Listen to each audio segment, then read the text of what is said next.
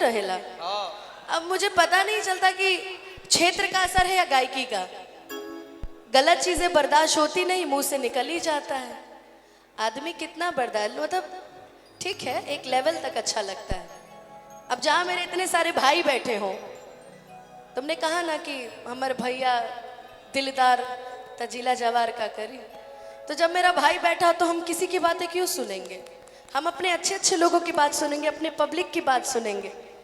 अच्छा कहल जाला ना कि ढेर ढेर कुले जहाँ पे आम पकल रहे जो एक दूगो खराब आम निकले जाला का। अब देखा माहौल कितना बढ़िया हो गई।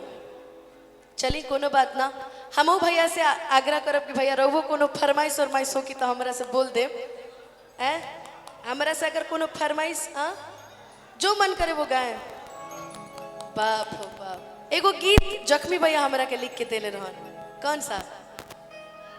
तू भी गाएगी? मोहब्बत करके आइए।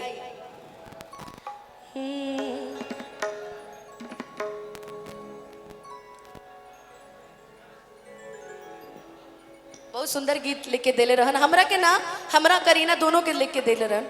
बकरी हमने के गा, मतलब हम शुरुआत कर देने गाए के। हाँ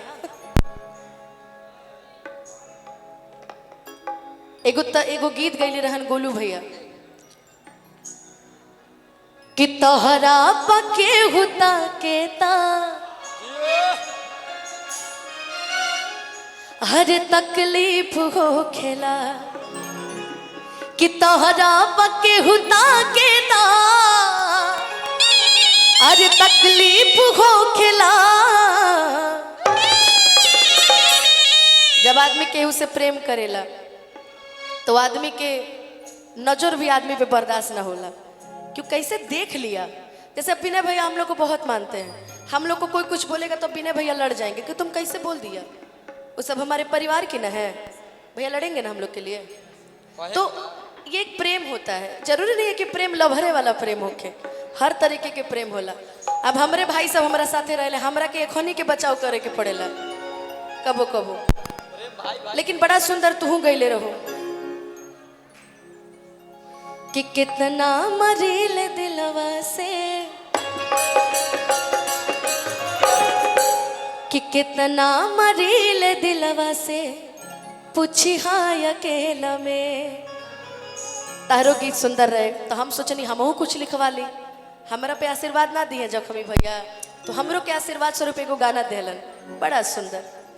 लेकिन ओकरा से पहले एगो लाइन कहल चाहब कि जो प्रेम गली में आए नहीं, प्रीतम का ठिकाना क्या जाने, कि जिसने कभी प्रेम किया ही नहीं वो प्रेम निभाना क्या जाने, जिसने कभी प्रेम।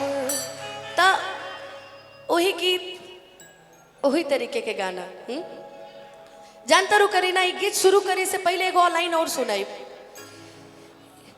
कि कहवा पहले जैसा कोई प्यार करत बाटे, कि सब लोग सनहिया के व्यापार करत बाटे हो,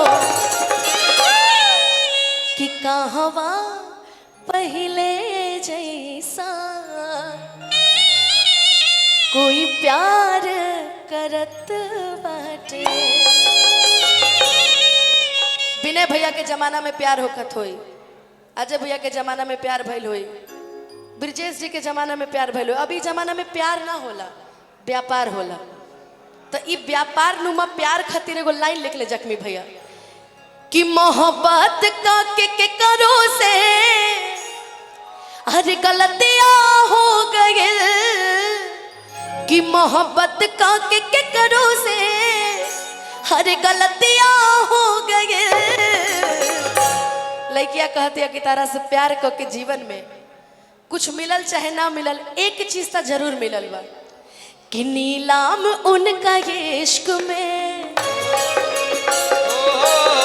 नीलाम नीलाम तहरा इश्क में इज्जतिया हो गई, नीलाम उनका इश्क में इज्जतिया हो गई। मोहब्बत का के करो से गलतियां हो गई,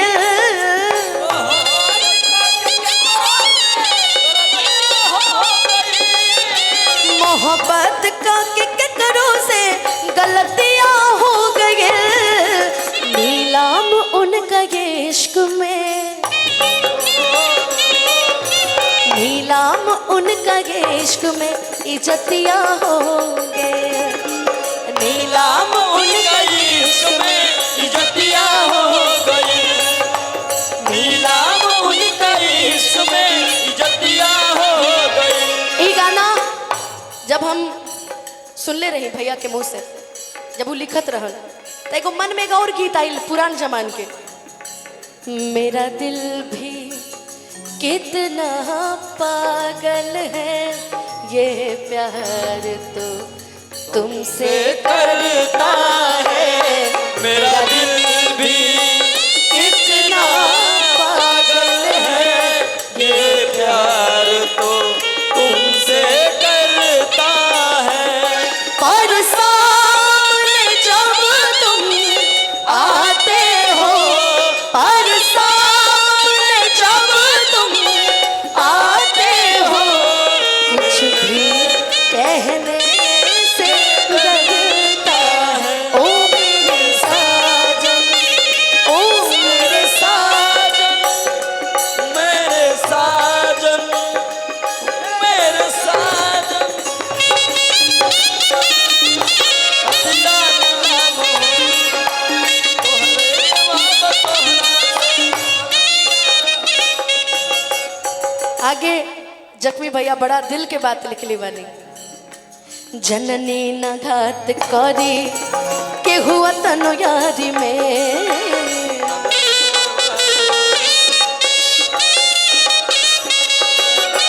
हम हूँ धराई गईनी दिल के बीमारी में।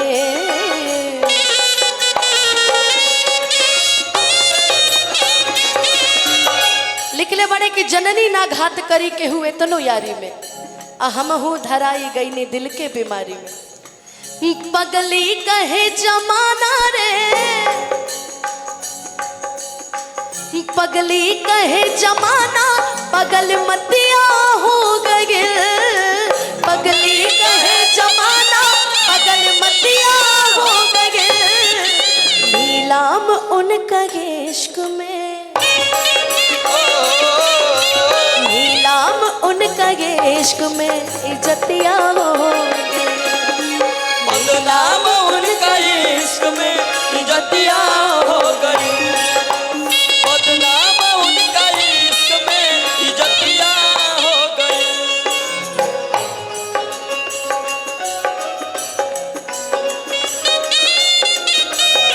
मेरे लिए रब ने बनाया तुझे, मेरे लिए मुझे तेरे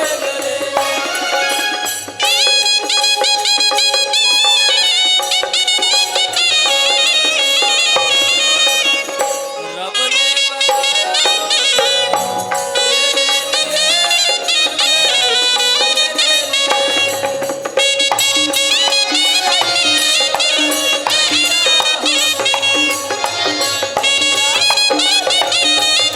इज्जतियां हो गई।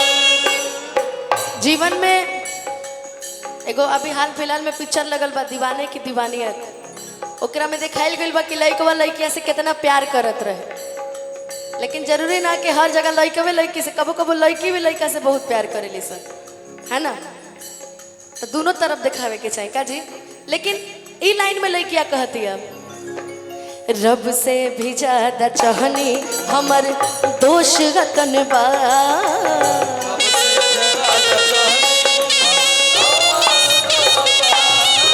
काहे के प्यार कैनी अफसोस रतन बा,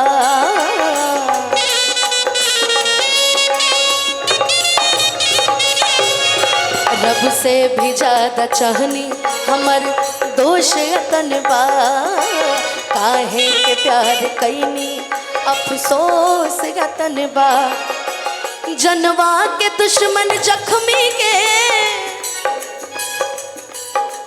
जनवा के दुश्मन जख्मी के सुरतिया हो गए जनवा के दुश्मन अच्छा महोत्सव में भी ये सब होला वाह वाह वाह कि जनवा के दुश्मन अनुपमा के सुरतिया हो गए नीलाम उनका इश्क में नीलाम उनका इश्क में इज्जतिया हो गए बदनाम उनका इश्क में इज्जतिया हो गई बदनाम उनका इश्क में इज्जतिया हो गई बदनाम उनका इश्क में इज्जतिया हो गई कि नीलाम उनका इश्क में इज्जतिया हो